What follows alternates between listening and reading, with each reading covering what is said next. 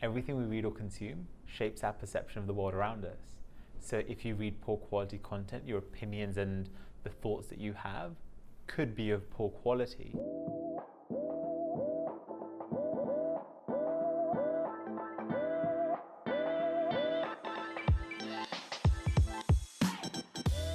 So the Market Mogul article I picked, I sort of chose it because it was a very bold title. As with any articles or any sort of journalism, the title is what draws the reader initially in. The article was a very informative piece, which if it had probably been under any other title, I wouldn't have read it at all.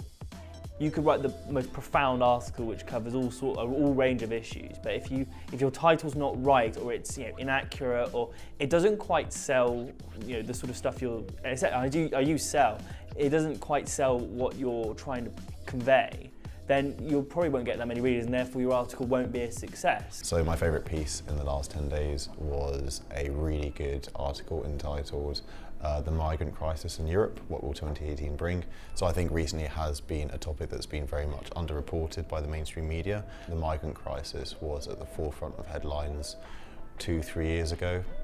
Nowadays it isn't so much. What do you think it says about how topics go in and out of fashion in the media? I think it's really interesting. I think nowadays people could have a short attention span, so they see a certain story in the media for say 2-3 weeks, and then after the third week they get bored of it, they don't bother clicking on it. And I think media companies and news companies, they realise this, they see this, and then they simply stop reporting on it. The author of the piece was a former diplomat and a UN employee, and that means that he has a really good insight into how countries, governments works in terms of dealing with the migrant crisis, and I think that's what you get with the Market Mogul. So from the Market Mogul, I picked the piece Russian Confusion, Cryptoruble Delayed, and I picked it because I think it takes a quite a saturated topic at the moment, cryptocurrency, and brings a new angle onto it, simultaneously making it very accessible. Thomas wrote an article about Cardano, a new disruptor in the cryptocurrency market, and I thought that was very interesting, especially since there's a lot of information about cryptocurrencies in the public space. I think cryptocurrencies are a very exciting topic right now, but also a difficult one for a lot of people to understand. Cryptocurrency is, each day more in the mainstream, and mainstream media need to reflect this. The article that I picked was an article by Colin Lloyd called The Risk of Correction in Equity Bull Market. I thought it was a really great deep dive into the current state of macro affairs at the moment, really analysing the equity markets and whether they're still bullish or bearish now is slightly more of a technical piece and something that is more, say, global affairsy. And if that's the case, then it should have a really solid kind of depth behind it, that it's still accessible to everyone. Like, accessibility doesn't happen through dumbing stuff down. It comes through making sure that content is accessible, creating context behind the content and behind the rationale. So the first article I picked from the Market Mogul was called Trump's Presidency and Russian Relationship, the Future. This article is great because it's quite speculative for most of it. It's quite original and really makes you think about kind of the Trump-Putin relationship. Do you have to agree with the author's opinion on Trump to find this piece valuable, entertaining, do you think? I don't think so. I think it's good to kind of read stuff that you actually don't agree with. To have a point of view on something should mean that you've looked at so many other different perspectives in order to draw that conclusion and live by it. Because otherwise, you've gone with the easiest way out. Maybe even kind of like interact on pages and kind of like give your opinion back and get a bit of debate going, because I think that's kind of how, that's how kind of you form your own opinions. You have to be brave to let yourself be challenged, but at the same time, really smart people do that every day. So the second piece of content I picked was one from the Sunday Times. The piece was called Gove Rants at Clock-Watching Civil Servants. What I liked about it was the fact that it conveyed a part of Michael Gove which I don't think is often shown.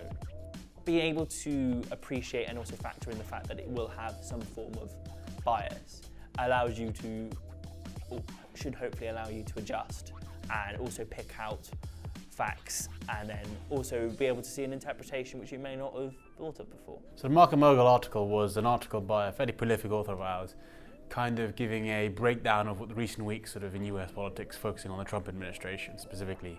It was called Update on Trumptopia. I love the reporting on Trump is very much, he did this, or this is what happened, or shock horror, something, whereas this is more of a sort of step back, an appraisal of sort of the recent week's sort of events and sort of giving a bigger picture and a bit more context, which I think is very lacking in a lot of reporting on US politics these days. The other piece I picked was a sort of very short article from Axios, sort of a breakdown on a talk that was given about the dangers that big tech faces in the next year or two. And the thing that's in common with both of these is that they both have a strong vein of analysis throughout. It's very easy, I think, as content producers across the media industry to simply, again, pump out facts. The second one I picked from HuffPost was called What Will Happen When the Seas Rise and the Rivers Dry Up. So I picked this one, it was kind of a sort of an opposite to the first one in the sense that it's kind of very good at using quite a few facts throughout, a handful of facts from kind of all around the world, and then using that to kind of make a really short, sharp statement. So I discovered a really interesting interactive chart by the World Bank displaying the rate of population growth at the moment and what the world's population will reach in 2050. A show that I've started to really enjoy is called Chef's Table on Netflix.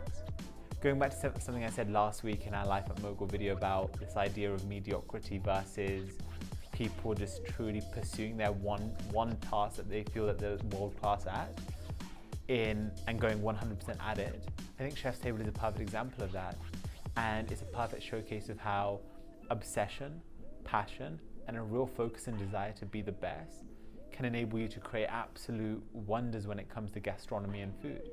I chose a very famous piece of photojournalism by Kevin Carter. It's one of the most striking things I've ever seen. He won a Pulitzer Prize in 1993. I'm not sure it's widely known, but he killed himself a year later. The role of those journalists is to sort of remind all of us that there's things beyond what we see every day. My other piece of content is a YouTube documentary series produced by The Guardian called Anywhere But Westminster, in which during elections, a Guardian journalist, John Harris, goes around literally anywhere but Westminster while the rest of the media is focused on the Westminster bubble. He goes around talking to people that he feels are neglected by the mainstream media narrative and getting their voices and their take on issues. Was there one particular one that really stood out? So there is one episode in Stoke Central, which of all constituencies in the UK has the lowest turnout. Yeah. And talking to the people there and trying to understand that and really hearing about the disillusionment from mainstream politics from a group of people that, because they don't vote, you know, they don't interact in political discourse as much, you really don't hear from these people, and the media doesn't reflect their views because maybe they don't buy newspapers. Video, more than any other sort of content, I think, can be used to elevate people's voices and empower people. Great content makes people make informed decisions. Every time I read something that I feel has enriched my life in any way, whether it's random trivia that helps me crack a good joke in the office, or a piece of content that helps me sleep well at night after casting a ballot, is what I call great content.